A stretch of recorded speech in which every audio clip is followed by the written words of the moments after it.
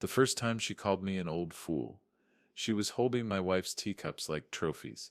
I was close enough to smell the sugar-free frosting she swears is for my health. Close enough to hear the click of porcelain as she stacked memory on memory in a cardboard box marked with a black Sharpie, Misk. She smiled for the kitchen doorway, where my son Evan was rinsing plates, and she smiled for the Nest camera's little blue ring. Then she bent toward me and whispered, "Someone has to run this place." South Austin, early May, a Tuesday night that carried the last heat of the day into the walls. Thunder grumbled to the east, loud enough to make the cicadas skip a beat. I kept my hands on the counter because I wanted them steady. My wife Layla used to rest her palm right here when she pulled a pie from the oven. Sierra, my daughter-in-law, had pushed a drying rack over that hand-shaped shine and taped up the teacups my wife inherited from her mother. Evan shut off the faucet and turned, wiping his hands on a dish towel. He lingered, eyes darting between me and the box, lips pressing into a line. "Babe, leave Dad sip stuff there. We said we hit." "Of course," Sierra said, sugar sweet, setting the box down like it weighed nothing. "I just don't want him tripping over clutter. Health first, then to me sing-song in public. Dad, I made those cupcakes you like. The zero sugar ones." I touched the lip of one teacup before it disappeared into bubble wrap. "Those aren't set clutter," I said. "Those are Layla sets." Evan's shoulders shifted, restless, like a man trying to square two truths. Sierra nodded like a nurse checking a chart. "And they'll be safe. I'll label everything." She uncapped the marker and wrote "Kitchen Donate" in large, confident letters. When they went to the dining room to move a lamp I hadn't agreed to move, I stayed in the kitchen and looked at the oven clock. 8:37 p.m. The minute hand jerked forward, and I realized the house had picked up a new rhythm since Sierra started helping. Doors closed a beat too hard. Drawers sighed open and shut. The Nest chimes announced packages I hadn't ordered. Even the oven timer had a way of clicking alone like a metronome for someone else's song. I should tell you something about me. My name is Martin Hale. I'm 55, a widower, and I work out of a walnut-smelling garage where I rebuild carburetors and coax vintage engines back into their original voices. I am good with machines because they are honest. If a seal is cracked, it leaks. If a bolt is stripped, it slips. People don't always give you that kind of warning. On the stove lay a stray slip of paper half stuck under the salt cellar. I pulled it free and smoothed it flat. Boutique Interiors Delivery, $2,800. Sectional Sandstone Cloud, delivered 5/3 Signature S. Hale. The address was mine. I carried the slip to the dining room and set it beside the lamp Sierra had prepositioned closer to the wall. Evan paused, hands on his hips, catching the look on my face. He swallowed hard before answering. "What sip's this?" I asked. "A surprise," he said, voice pitched too bright, brittle. We wanted you to have something comfortable. The couch you have hurts your back." "It doesn't it," I said. And it was true, but even if it weren't it, that wasn't the point. You used my card. Sierra touched my forearm lightly, the way she does when she wants to steer. "We still handle it, Dad. You worry about your workshop. Let us worry about the house." I looked at my son. He stared at the chandelier as if the answer might be twinkling up there. I wasn't angry yet. Anger, I've learned, is a second-day emotion.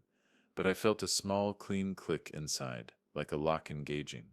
I folded the slip and put it in my pocket. After they left, Evan with a kiss on my head, Sierra with a "love you, Dad" that left a sticky aftertaste. I stood in the doorway of the living room and let my eyes trace the room. The rug Layla chose in 2009, blue threads like lines of water pooling under the coffee table. The mantel with our wedding photo from 1996. Me in a black suit, Layla in a dress her mother sewed. And there in the corner a new cardboard zippy box stamped Boat Took Warehouse. I wasn't imagining any of it. It was all right there. I made tea and took it into the small study Layla called the Nest, because it had 2 armchairs and a window that framed the elm out front. On the desk was a yellow legal pad I used for work orders. I wrote at the top in block letters, "House Led Juror." Then I wrote, May 1st, 8:40 p.m., and let the pen keep moving. Wedding photo boxed. Lamp moved without consent. Boutique delivery slip for $2,800 found at stove. Utilities email changed? That last question mark came from an earlier annoyance. A bill had bounced back from my old email with an auto reply I didn't recognize. I circled it. I underlined the $2,800. There is a letter I keep near me when the nights get long. A homestead letter dated March 2022 confirming the protections on this house. Layla and I paid for one paycheck at a time. I slid open the desk drawer and took it out, ran my thumb over the notary stamp until I felt the dent. I set the letter beneath my palm, the way you might lay a hand on a Bible before telling the truth. The nest chimed at 9:12. Another delivery ping. I didn't go to the door. I wrote, 9:12. Nest chime package did not order. Then I got up and walked room to room, photographing as a mechanic would, angles, details, the before of every after. The china cabinet, door closed. The teacups, two missing from the top shelf, and now in a box. The linen closet with Layla's blue shawl folded at eye level. That shawl was her anchor in chemo winter. The thing she clutched when the heat left her hands. I pulled it out and draped it over the chair beside my bed. "Nother, you're on guard tonight," I told it. "And if that sounds strange, ask anyone who's loved someone and lost them. We talk to what's left." I paused, the pen still in my hand, and let the silence hold me. If you're still with me now, I thought, then maybe you understand. And before we continue, I'd ask you to subscribe and tell me where you're listening from. It helps me know whose kitchen tables and quiet nights my story is finding. It was close to 10 when my phone buzzed with a text from Evan. "We love you, she's just trying to help." I watched the typing dots appear, disappear, reappear. "The couch was a gift," he added, and the period at the end felt like a door closing soft. I typed back, "I know you think so. Come Sunday, I want to show you something." Then I put the phone face down. I set the $2,800 slip on the nightstand and placed the homestead letter beneath it, a paper sandwich of cost and protection. The house creaked the way old houses do, the elm brushing the siding like a hand on a shoulder, and somewhere in the kitchen the oven timer clicked once like a tongue against teeth. If you're wondering about Sierra, I'll paint you the picture. 29, black hair parted dead center, a smile that knows where cameras live. In public she calls me Dad, and brings me sugar-free cupcakes and tells Mrs. Gomez across the street that we're getting Dad ready for a simpler phase. In private, when Evan turns to rinse plates, she says things like, "Someone has to run this place." She is very good at being seen doing good. I don't believe in screaming. I believe in proof. In my garage, when a customer insists the carb isn't leaking, I show them the ring of varnish on the bench, the way the needle sticks when the float rises. I had to become my own mechanic. Sweet revenge isn't rage, it's receipts. I went back to the kitchen for a glass of water and found that Sierra had changed the dish towels again. Hers are white, hotel stiff, the kind that lint your hands and make you feel like you're on someone else's schedule. I opened the junk drawer and found a locksmith flyer tucked under rubber bands, a magnet advertising express cleaning. Move out specials, $412 flat. My gut ticked. I slid both into the yellow folder. By habit, I checked the front door. The deadbolt was thrown, but the knob lock was soft, as if it had been keyed and rekeyed until the notch had forgotten which tooth was the right one. On the wall above the shoe tray sat the hook board with 4 pegs. My key hung where it always did. The peg beside it was empty. I rubbed the smooth spot where Layla's key used to hang until the wood warmed under my thumb. On the way to bed, I paused at the mantel and put our wedding photo back upright. Sierra had tilted it toward the eucalyptus print she liked to bring from room to room for mood. I righted the frame and spoke to Layla the way I always do when I'm about to make a decision. "I'm going to write it all down," I said. "Every slight, every kindness, every purchase, every whisper. I'm going to be the most boring man with the most interesting folder." I slept with the homestead letter under my palm and the yellow pad open on the chair, pen clipped to the top. Humid air made the page curl, a small wave of paper by the bedside table. Before sleep found me, I wrote one last line. Every slight becomes a line item. Then I turned off the lamp, the same lamp Sierra wanted to move, and let the house settle its bones around me, mine again for one more night. By May 7th, the house smelled wrong. Not bad, just wrong. My wife's lavender sachets tucked in drawers for years had been replaced by a sharp vanilla citrus candle Sierra swore was modern.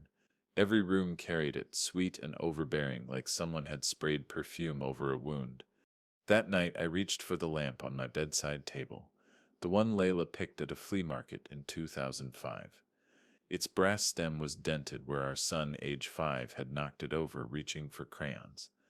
The dent was part of the story, but when I touched the switch, the lamp was gone. In its place sat a slick white cylinder glowing like a hospital monitor. Sierra's touch again.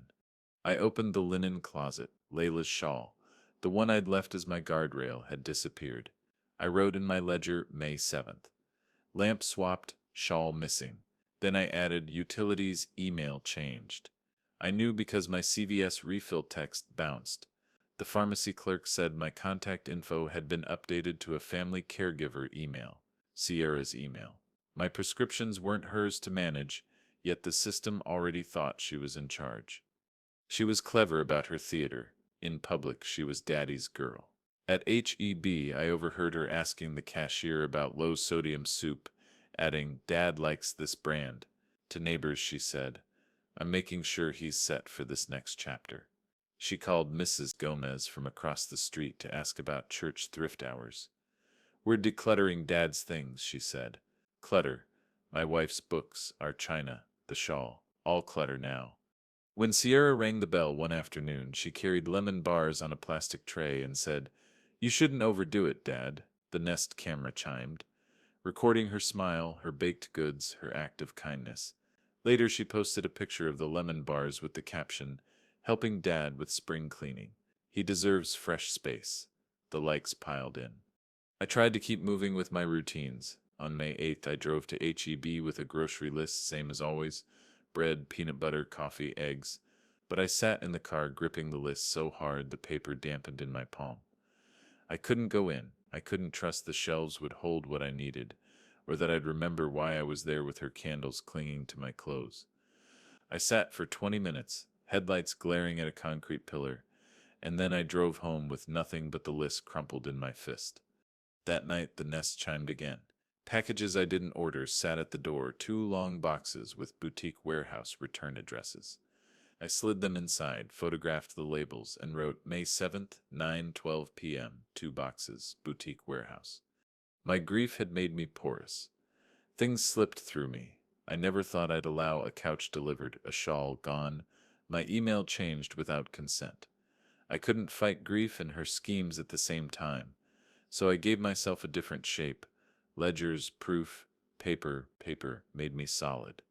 The next morning, May 9th, I sat at the desk and stared at the homestead letter again, the one that stamped my wife's house into my name forever. Sierra might change lamps and emails, but she couldn't change that seal. Still, I knew charm could buy influence. She had Evan. She had the neighbors. She had the smile that fooled the Nest. What I had was a yellow pad and the faint strength of an old man's persistence. I opened my notebook and wrote, "Tomorrow, call a lawyer. Ask what paper can do that a son can't." The pen tip scratched louder than the cicadas outside. I closed the book, tucked it under my palm, and whispered to Layla, "If they call me an old fool again, I said'll show them what fools never forget." May 10th, 9:15 a.m. I slid a yellow folder across a polished oak desk and watched Attorney Harlan Pike read it like an EKG. Every receipt, every scribble, every note in my shaky block handwriting. He tapped one page with a pen, not judgmental, just steady. "This is good," he said. "This is clean. No hacking, no traps. Keep it this way." I nodded. I had expected legalese, distance, a billable shrug. Instead, his voice carried the blunt edges of someone who'd done this before. "Sierra is a guest," he continued. "Not a tenant. That matters. Your title and your homestead letter are your backbone. That's your wall. Everything else you've collected, these ATM slips, the boutique delivery, the emails, they're your nails. Nails hold walls together." He pointed to the slip from May 3rd. $2,800 sectional, he said. That's not clutter, that's financial misrepresentation. Keep it. He flipped to the $600 withdrawals I'd listed. Patterns matter. Get the bank to highlight these. He circled them in red ink. Neighbors' notes, package photos, bring them. When this goes before a judge, truth needs dates, not emotions. I sat straighter. For the first time in weeks, I felt less like an old fool and more like a man with ground under him. Photograph the house, Pike said. Every room, every item, treat it like a museum exhibit. Nothing theatrical, just documented. The more boring, the stronger. I left his office with a folder heavier than when I carried it in. Even though nothing had been added, it was heavier because now it had direction. Back home, the sun stood high and hot. I unlocked the front door and noticed the faintest nick around the keyhole. Like a key that wasn't mine had been used too often. I ran my thumb over it and wrote in my notebook, May 10th. Possible duplicate key. On the counter sat a realtor's card, neatly squared as if placed for me to find. K. Denton, residential specialist. The ink still smelled new. Sierra's script written across the back. Call me when you're ready to simplify. Simplify. That was her favorite word. Simplify meant strip, box, sell, erase. At dinner that night, Evan twirled spaghetti and tried small talk. Sierra leaned against the counter, her voice dripping honey. Staging, she said, loud enough for me to hear though the conversation was supposedly with Evan. Just neutral colors, simple lines, makes a home feel new.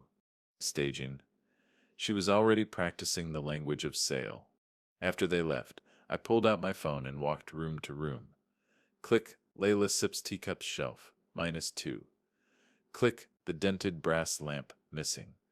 Click, the shawl gone from the closet. I said the date out loud with each photo, like an anchor, May 10th, 2025. Then I opened a box labeled China Set #4 and found 2 cups missing. I wrote it down, 2 gone, proof in absence. I texted Evan late that night. Come Sunday. I want to show you why the word help should come with a receipt. He read it but didn't reply.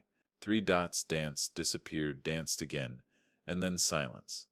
I lay back in bed, yellow folder on my chest, and whispered to Layla, he said he'll see it one day. He has to. The house creaked. Outside, the elm bent under a restless wind.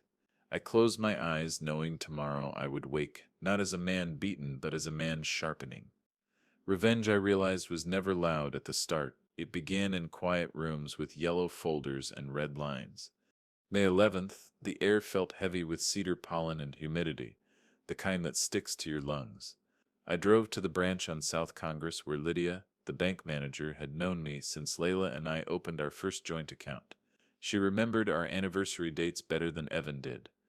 She pulled me into her office, closed the door, and laid a crisp printout on the desk. 5 Fridays, she said.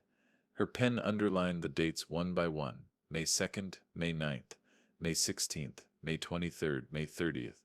Each line the same ATM withdrawal. $600. Location Westlake Boutique District. My throat clicked dry. That sips her, I said. Lydia didn't smile. She clipped the pages together, stapled them twice, and said, we'll cap your Visa at $100 daily. Freeze Apple Pay, remove linked devices. You'll still have control. She won't. She highlighted the rows in yellow, then again in pink, so no one could miss the pattern. Keep these in your folder, she added. Judges like patterns. I slid the pages into my yellow file. The one Pike called my backbone. The numbers burned behind my eyes like red tail lights. $3,000 in a month, my money funneled into her vanity. By noon, my phone buzzed. An email from Keegan, the PI. Pike recommended public records show Sierra Hale. Small claims judgment, Round Rock, 2023. Apartment damages, unpaid fees. Will send certified copy. It was a crack in her mask. Not wide enough yet, but visible. That afternoon I drove home, heat radiating off the asphalt in waves, and found Sierra waiting at the dining table with a cupcake tray. Evan sat across from her, his hands folded like a schoolboy. Dad, Sierra began, smiling for Evansep's benefit, I know change feels scary. We just want to help you adjust. She nudged the tray toward me. Sugar-free, for your health. I set Pikeup's letter on the table between us. This says no moving heirlooms, no charges without my written consent, no utility changes. Legal terms. Do you understand them? Her eyes widened, then softened like she was amused. She placed a hand on mine. Of course, Dad. She leaned in closer, her perfume sharp, her voice low enough only I could hear. But you want us keep up. The words slid like oil. I opened the folder and laid the homestead letter flat on the table, the seal catching the overhead light. Her smile cracked, just a flicker. But it was there. Evan looked from her to me, unease flickering in his eyes. She's trying, he said, but the conviction was thinner than paper. I didn't answer. I just tapped the red stapled pages in my folder and slid them back inside. That night, I sat in the garage among carburetors and oil-stained rags. The smell of metal comforted me more than cupcakes ever could. I turned on my recorder and said aloud, 5 Fridays, $600 each, boutique, May 2nd, 9, 16, 23, 30. Lydia witnessed, highlighted, stapled. I clicked the recorder off, tucked the cassette into the folder and whispered, paper won't lie. Sierra thought I wouldn't keep up, but that was her mistake. I wasn't running, I was logging. It was a Tuesday evening when I found my own living room online, not in an ad, not in a Realtor Sips brochure on Pinterest. Sierra Sips board titled Pre-Staging Neutral Palette. My rug, my mantle, my coffee table with a dent from Evan's toy truck in 2001. Even my wife's photo had been replaced by a eucalyptus print she must have propped there just for the snapshot. The caption read, Before and After Potential. I sat at the desk with my yellow folder and scrolled. Each pin was another theft disguised as a vision board. My house wasn't home anymore. It was a prop in her performance. The next morning, Mrs. Gomez knocked. 62, church-going, always with a cardigan no matter the heat. She clutched a spiral notebook. Martin, she whispered, I've been writing things down. Thought you might need it. Inside were dates and times. May 3rd, 11:22 a.m. Delivery truck. 2 men carried in a sectional. May 7th, 2:40 p.m. Sierra dropped off boxes while Evan was at work. May 9th, 6:10 p.m. Muffins to neighbors, said she sips, helping Dad get ready for simpler life. Her notes were careful, steady, each entry signed with her initials. I pressed the notebook to my chest like it was a hymn book. Thank you, I said. That evening I called Evan over. I laid the Pinterest printout on the table, slid Mrs. Gomez's notebook beside it, and finally the $2,800 slip with Lydia's stapled bank pages. Read, I told him. He sat stiff in the chair, flipping pages too fast. His lips pressed, his jaw tight. Then he stopped. His hand trembled on the receipt. Dad. His voice cracked. I didn't want to see it. I didn't gloat. I didn't comfort. I let silence do the work. The next day, Pike issued a revocable license, signed and notarized. The terms were clear. Sierra was an at-will guest only.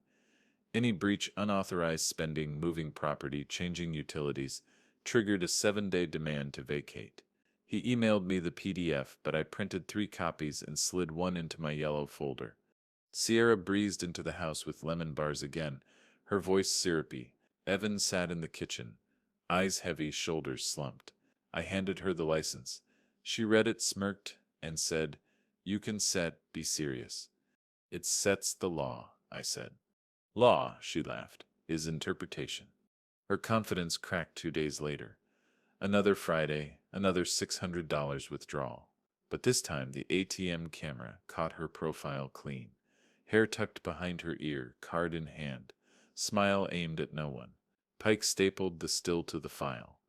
When Evan saw the photo, he didn't speak. He just rubbed his temples, staring at the image like it was both proof and betrayal. That night, Sierra dropped her charm. No cupcakes, no lemon bars.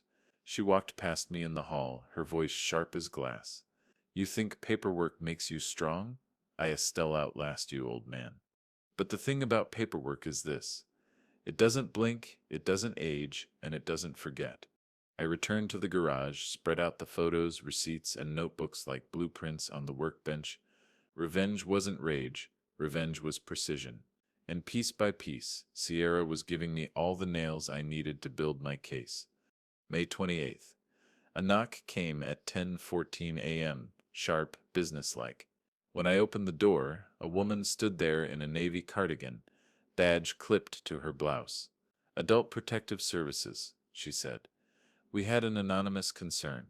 I stepped back and let her in. The air smelled of Sierra's citrus candle still burning in the hall.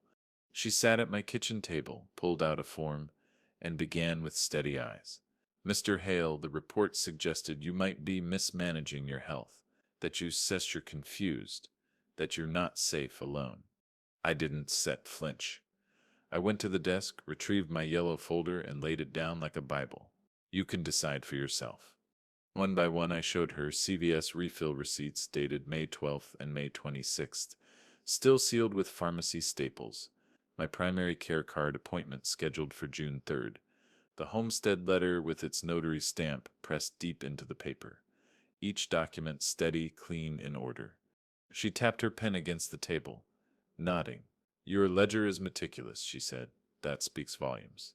She slipped me her card and added, "If you need to report retaliation, you can call me directly." Retaliation. That was the word. The mask Sierra wore wasn't slipping anymore. It was being ripped. That evening, Sierra came home with soft eyes and a trembling smile. "I only want what's best," she said, voice breaking just enough for Evan to look at her with pity. I held up the revocable license Pike had drafted. "These are the terms. You've already broken them." Her face hardened. She kicked at a storage bin in the corner, plastic cracking against tile. The lid popped, out tumbled Layla's blue shawl, folded no longer, sprawled on the floor like a flag surrendered. For a moment no one breathed. Evan stared at it, color draining from his face. He bent down slowly, lifted the fabric and pressed it against his chest. His voice was hoarse. "Why was this packed?" Sierra stammered. "I was protecting it from dust." I said nothing. I didn't need to. The shawl said everything. That night, Pike filed for eviction and a limited protective order. Court date June 18th. The words looked clean and cold in the email. I carried the shawl back to the chair beside my bed and draped it there again, smoothing the fabric as though it could still warm Layla's shoulders. In the silence of the house, I whispered, "It won't be long now. I not the fool she thinks I am." And for the first time in weeks, I slept with my fists unclenched. June 18th. Travis County Courthouse. The kind of building that smells like limestone and floor polish, where the air conditioner hums louder than human voices. I sat at the petitioner's table, my yellow folder in front of me. It was heavier now, edges dog-eared, staples biting through layers of paper. Pike sat beside me, his tie knotted tight, his legal pad already filled with dates and bullet points. Across the aisle, Sierra glowed like she was walking into a luncheon. White blouse, pearl earrings, hair parted sleek. Evan sat 2 rows back, hands knotted, shoulders slumped. When the judge entered, everyone rose. The bailiff Sepp's voice echoed, "Court is now in session." Sierra's attorney spoke first, a younger man with a voice that tried to sound fatherly. "Your Honor, my client is here out of love. She has acted as Mr. Hale's caregiver since her mother-in-law's passing. She's managed his home, overseen his prescriptions, and provided stability. This petition," he tapped the eviction order, "is retaliation against kindness. My client has given this man dignity." I felt Pikesip's hand tap the folder once. A signal. He stood. "Your Honor, the evidence will speak. Not emotions, not performances. Evidence." He slid the first packet across the boutique slip. The judge adjusted her glasses. $2,800, sectional sofa, signature S. Hale, charged to petitioner Sips's account. Pike unauthorized. Next, Lydia's bank statements. 5 Fridays, $600 each. Boutique district ATMs, highlighted, stapled, undeniable. Then Mrs. Gomez's notebook, signed and dated entries, delivery trucks, boxes, muffins for neighbors. The courtroom was silent, except for the sound of paper sliding across wood. Sierra leaned toward her attorney, whispering, smile fixed. Her hands trembled once before she folded them neatly in her lap. Pike wasn't done. He placed the photo still from the ATM camera on the stack. Sierra, hair tucked back, card in hand, smile on her face. She claimed to act as caregiver, Pike said, but this is financial exploitation, and it doesn't stop there. He flipped to the last sheet. Cedar Park Apartments. Application submitted June 10th. Signed by Sierra Hale. Move-in date, June 22nd. The judge looked up. Miss Hale, why would you apply for a new apartment if you are providing live-in care? For the first time, Sierra Sip's smile faltered. She opened her mouth, closed it, opened it again. It was a backup plan. A backup plan, the judge repeated, voice flat. For someone claiming to provide permanent care. I rose then, my knees stiff but steady. Your Honor, I said, my voice even. She called me an old fool while holding my wife, Sep's teacups. I don't, Sepset, need sympathy. I need protection. This house is not her stage. It Sep's my wife, Sep's memory.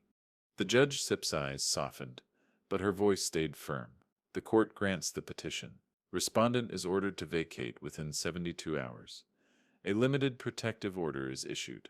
Restitution for the couch may be sought through small claims. Court adjourned. The gavel struck. Cold air rushed in like the room itself exhaled. Sierra's face fractured. Her attorney leaned close, whispering quick, sharp words, but she just stared at the folder in front of me, the same one she thought I'd never keep up with. Behind her, Evan buried his face in his hands. His shoulders shook once, twice. I didn't smile. I didn't gloat. I simply gathered my folder, placed the shawl over my arm, and walked out of the courtroom into the hot Austin sun. June 20th. The air was sharp with sun, the kind of heat that makes even shadows curl. Deputies parked out front, engines idling. Their presence was steady, not hostile. Just the law standing guard over memory. Movers in gray shirts carried boxes down my front steps. Each one was numbered, logged, signed. I kept a clipboard in my hand, pen scratching with every lift. Mrs. Gomez stood beside me, her neat cursive co-signing every line. We weren't just moving boxes, we were carving boundaries. Sierra arrived in silence. Flanked by her attorney, she didn't look at me. Her eyes darted across the living room as if memorizing the stage she'd lost. A staged life, packed now in corrugated cardboard. One box caught on the doorframe, the sound like a shoulder hitting bone. A deputy steadied it, patient. Evan stepped forward, hands on the cardboard, lowering it to the curb. His face was pale, his voice rough when he leaned close to me. I'm sorry, Dad. 3 words, barely louder than breath. I nodded once. Forgiveness wasn't mine to grant yet, but the words were a crack of light in a dark hallway. Online, Sierra struck back faster than movers could stack. Posts bloomed on her feed, thrown out of my own home, stolen by the man I cared for. The comments split down the middle, half pitying her, half suspicious. Pike's office sent takedown notices for defamation, each one stamped and logged. Lydia called from the bank that afternoon.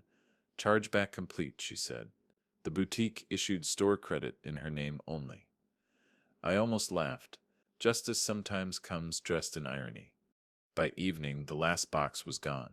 Deputies nodded, signed off, drove away. The house was mine again, but it felt hollow, like lungs that hadn't remembered how to breathe. On June 21st, the locksmith arrived at 6 sharp, reeky done. Alarm code changed. The clicks of the new tumblers sounded like heartbeats. I tested the deadbolt twice, 3 times. Solid, clean, mine. I walked to the kitchen cabinet, opened it, and set my wife, Sippa's teacups back on their shelf. 2 missing, yes. But the rest lined up like soldiers returned from war. I touched the rim of one, cool under my fingers, and whispered, "We Sipper home." That night, I sat in the living room, the air still humming from a house exhaling. No candles but Layla's lavender, faint, pulled from the bottom of a drawer. The silence wasn't hostile anymore. It was patient. Boundaries had been drawn, and the house could breathe with me. June 24th. The written order arrived in a cream envelope stamped with the Travis County seal. I slid it open with Layla's old letter opener and read it aloud to the empty house. Respondents move out confirmed. Protective order through December 31st, 2025. Small claims path for restitution of $2,800 remains open. The words weren't heroic, but they were solid. Paper that would outlast tantrums and whispers. I set the letter in my yellow folder and made tea. Evan showed up that evening. No Sierra, no forced smile, just him. He stood in the doorway a long time before stepping inside, like he needed permission from the walls. "Dad," he said, "can we talk? Alone." We sat at the kitchen table. He rubbed his palms together the way he used to before exams in high school. His eyes were bloodshot. "I sided with her because I thought she loved me," he began. His voice cracked. "I thought her sweetness with you was real, but she practiced it, Dad. In the car, on the way here, she sipped rehearse. Sit sweet dad voice, sit she called it. She sipped repeat it until it sounded right." The words felt like nails driven into wood. My jaw tightened, but I let him continue. "She told me," he whispered, "if I didn't back her, I was ungrateful, that you'd die clinging to old junk, and she was saving me from becoming you. I wanted to believe her. I needed to believe her." He put his head in his hands. "I didn't want to see the truth, even when it was right in front of me." I sat in silence. Forgiveness wasn't a switch, but hearing him admit it, that was something. He looked up, eyes wet. "She doesn't get to narrate your life anymore. Not mine either." Then he pulled a small steel lockbox from his backpack, set it on the table, and pushed it toward me. "Boundaries, Dad. From now on, these are your keys, your documents, your life. I want you to hold them. Not her, not me, you." I ran my hand over the cool lid. It clicked when I closed it, sharp, final. I hung the new key on the hook by the door, beside the deadbolt I'd tested 3 times already. Beneath it, on a scrap of yellow paper, I wrote June 25th, 2025. Boundaries. Evan exhaled like he had been underwater too long. "I can undo what I did," he said softly, "but I can stand where I should stood." I looked at him, my son, not my betrayer. And for the first time in months, I let hope slip past grief. June 25th. The cicadas stitched the evening air with their steady song, a kind of rhythm that reminded me life kept moving whether or not you were ready. I walked room to room, whispering Layla's name aloud in each. Not because I thought she could hear me, but because the walls had been forced to listen to someone else for too long. In the garage, oil and walnut handles filled the air, honest smells, unpretentious. I traced the curve of a carburetor waiting for a rebuild, the same way I'd trace Layla's handwriting on old grocery lists. In the kitchen, I washed the lemon soap into the sink, watching suds rise like foam on a shoreline. No candles but hers, lavender, faint, dug from the bottom of a drawer. I set 2 teacups on the counter, one for memory, one for mercy. The china was cool in my hands, porcelain thin by years of use. I poured tea into both, sat in silence, and lifted mine. "For you," I said. The other stayed untouched, but it wasn't empty. Revenge hadn't been cruelty. It was never about breaking Sierra. It was about drawing a straight line, one that kept me from falling off the map she tried to redraw. Paper, receipts, notarized stamps. That was the ink that sketched the line back to myself. I pulled out my phone, typed a message to Evan Sunday Brisket. "Bring your own key." His reply came minutes later. A photo of the lockbox, lid closed, key hanging from his own hook. "Wouldn't miss it," he wrote. I smiled. Not the brittle kind I'd worn for months, but one that reached all the way through. That night I climbed the stairs, the yellow folder tucked under my arm. I opened the hall closet and slid it onto the highest shelf. The folder had done its work. It had carried me through doubt, through gaslight, through court. It had shown the truth when my voice alone wouldn't have been enough. I touched the cover once before shutting the door. "Rest," I whispered. The house exhaled with me. For the first time in weeks, silence didn't sound like a threat. It sounded like home. Sierra didn't leave quietly. By June 27th, her online posts multiplied like weeds after rain, thrown out by the man I cared for. 2 years of my life stolen. Each caption painted me as the villain in a story she'd rehearsed too well. Some people believed her. They always will. But the ones who knew Mrs. Gomez Lydia Pike said nothing online, neither did I. Lawyers don't argue on the internet, and neither do old fools with folders. The irony came in envelopes.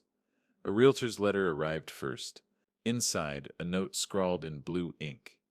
Mr. Hale, I owe you an apology. I was misled. Enclosed is a $100 HEB card as a small gesture. Signed, K. Denton. I took it across the street to Mrs. Gomez. For your trouble, I said, handing her the card. She waved her hands, embarrassed. I pressed it into her palm anyway, then left a thank you pie on her porch. Some debts are better paid in sugar. Next came the boutique's confirmation. Store credit has been issued in the name of Sierra Hale, the letter read. Not mine, not spendable here. Justice in retail form. I smiled. A thin line and slid it into the yellow folder on the high shelf. Let it gather dust with the rest of her illusions. The final touch was mine. I gathered the leftover staging boxes Sierra had ordered unused, still flat-packed, and drove them to the church thrift store where she'd bragged about donating my life. I stacked them neatly, asked for a receipt, and folded it into my wallet. Paper again. Always paper. That evening I opened my notebook for the last entry. June 30th, 2025. Keys changed June 21st. Boundaries changed forever. I sat at the mantel, Layla's shawl across my knees. The house quiet but not empty. I thought about Sierra's words, her contempt, her smile, her staged care, and then I thought about my own. You didn't lose me, I said softly, speaking into the hush. You gave me away. And I kept the deed. After the court order, I thought silence would follow. But silence isn't Sierra's style. By July, her posts multiplied like weeds. Photos of boxes on a curb, captions dripping with grievance. Thrown out by the man I cared for. Family betrayed me. His neighbors turned blind. She tagged local groups, church friends, even Evan's old classmates. For a while I stayed off the screen, but Mrs. Gomez came to my door one humid evening, notebook in hand. Martin, she said. She sips telling the internet she was your caregiver. Folks are starting to ask questions. Her cardigan smelled faintly of starch as she patted my arm. I written down everything I saw. If anyone doubts you, I will show them. She tapped her notebook. Truth doesn't need volume. It needs records. At church that Sunday, whispers followed me down the pews. I expected pity, maybe suspicion. Instead, Mrs. Gomez stood during announcements and read from her notes. On May 7th, Sierra Hale told me she was decluttering Mr. Hale's home. She used the word simplify as though his memories were clutter. I want everyone to know that wasn't care. That was control. Her voice trembled, but her spine was straight. After service, neighbors approached one by one. A man I known only in passing said, We thought she was looking out for you, Martin. I him sorry. We believed her act. A woman pressed my hand and whispered, You kept your dignity. That matters. The pharmacist at CVS leaned over the counter when I picked up my refill. We got her email off your file, she said. You're listed right again. Nobody changes it without your say now. She slipped the bag across with a smile that wasn't pity but respect. At HEB, the cashier scanned my groceries and asked about my workshop. You still working on those old Chevys? She said, like nothing had broken, like Sierra had never staged me as a doddering fool. I nodded, and it felt like reclaiming a language I'd almost lost. The bank was next. Lydia waved me into her office. Her attempts at pulling funds? Blocked cold. She won get a penny through us again. She tapped her desk. Paper wins, Martin. Always has. But the moment that cut deepest came from Evan. One evening he showed me his phone, Sierra's latest post claiming she'd been robbed of her inheritance. His jaw worked tight. She doesn't get to write the story anymore, he said. Then in front of me he typed, My father's house was never yours. Stop lying. Stop pretending. He hit post, and I swear I could hear the snap of something breaking for good. He looked at me afterward, face pale but steady. I let her speak for too long. That sip's done. I placed my hand on his shoulder. She thrived on narration. But the story isn't set hers. For myself, I reclaimed something small but sacred. At the church thrift, where Sierra had bragged about donating clutter, I found a bundle of lavender sachets tucked on a shelf. Not Layla's, but close enough. I bought them, cash, receipt folded into my wallet. That evening, I placed them in drawers, in the linen closet, beneath my pillow. The house smelled like Layla again. Soft, not sharp, not citrus, not staged, real. And in that scent, in that silence, I realized Sierra had lost more than a house. She'd lost the echo she wanted, the performance of being seen doing good. Neighbors weren't clapping anymore. The audience had turned away. Justice wasn't just a gavel or an order, it was a community deciding who you really were. And by July, I wasn't the old fool anymore. I was Martin Hale, husband of Layla, man with a ledger, neighbor with receipts, and that was enough. By July's end, the house was quiet in a way I hadn't felt since before Sierra moved in. Not hollow, not staged, just quiet. I climbed the hall closet step stool one afternoon and pulled down the yellow folder. It was thick, swollen with slips and notes. Staples rusted at the corners. I carried it to the table and opened it like a priest with scripture. There it was. The first line I'd written in shaky block letters. May 1st, teacups boxed. Called me an old fool. The beginning. Proof that memory wasn't madness. I leafed through the rest, bank slips, CVS receipts, Mrs. Gomez's notes, Pike's filings. Each page a nail that built the wall that kept me standing. I thought about burning it, but fire felt too final. Instead, I archived it. A banker's box in the attic, labeled in neat ink. House Ledger 2025. Let history sit where it belonged. That evening, Evan came by with a paper bag that smelled of sugar and burnt crust. Tried baking, he admitted, sheepish. Inside were misshapen brownies, edges hard, centers soft. I laughed, and it felt real, not brittle. Your mom would have said they're perfect, I told him. We ate them with cold milk, the kind of clumsy sweetness Sierra could never stage. Later, he lingered in the living room, eyes on the shawl draped across the armchair. She hated that thing, he said quietly. She didn't just understand it, I replied. This house doesn't need understanding. It needs remembering. We sat in silence. No cupcakes, no staged voice, no rehearsed lines. Just father and son, breathing the same air, finally honest. When he left, I walked the house one more time. Garage carburetors lined like soldiers, walnut handles still polished. Kitchen, lemon soap on the counter, lavender sachets in drawers. Living room, teacups restored, wedding photo upright, shawl folded and waiting. Each room reclaimed, each object no longer a prop but a piece of memory. I stood at the mantel, Layla's photo catching the lamplight. We made it, I whispered. Not vengeance, not bitterness, just truth. Finally steady. I thought about Sierra's words, old fool, and about the ledger that proved otherwise. Revenge hadn't been about cruelty. It was about drawing a boundary line so clear it could be read in ink. In the end, she was right about one thing. Someone had to run this place, but it wasn't her. It was me. By the first week of July, the house had stopped feeling like a battlefield, but the garage, my workshop, still smelled of old oil and walnut handles, steady as it ever was. That morning, I unlocked the side door and flicked on the light. Fluorescence buzzed awake, spilling over carburetors, socket wrenches, and a '67 Chevy block waiting for attention.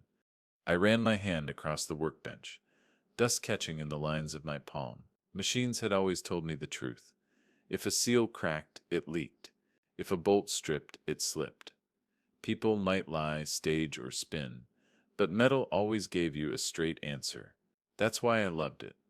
A customer came by mid-morning, a man with a Ford pickup I been tinkering with before all the Sierra mess. He leaned against the doorway, cap low on his forehead. Heard about what happened, he said carefully. You all right, Martin?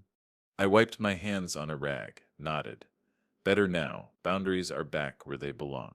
He gave a slow grin. Figures, you've always kept your bolts tight.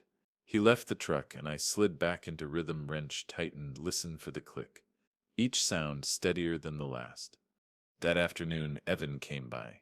He hadn't been to the garage in months, maybe years.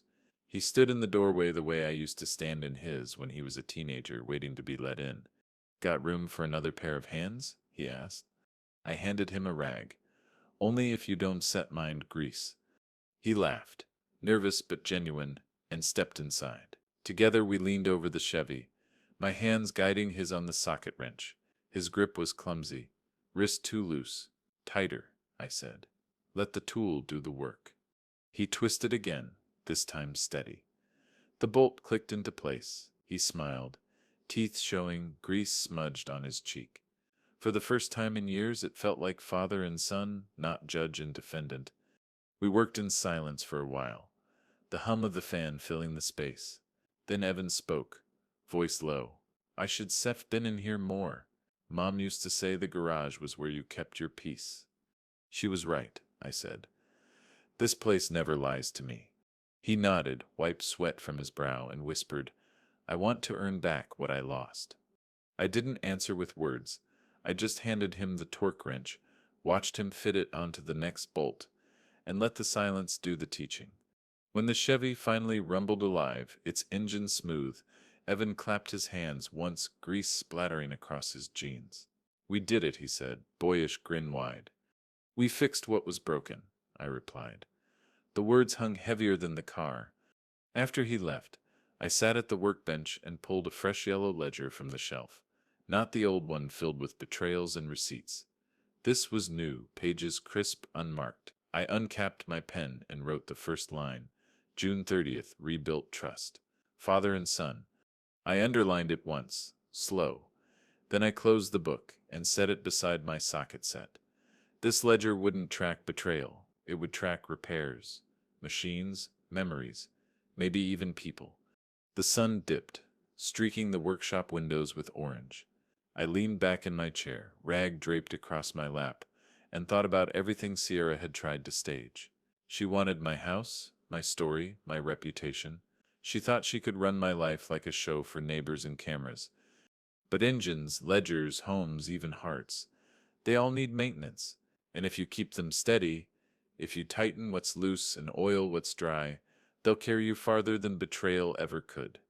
I shut off the lights, locked the door, and walked back to the house. My house, still standing, still mine. The shawl waited on the chair, the teacups lined in their cabinet, the ledger resting on its high shelf, boundaries drawn, memories guarded. For the first time in months, I didn't feel like an old fool. I felt like a man who had tightened every bolt that mattered.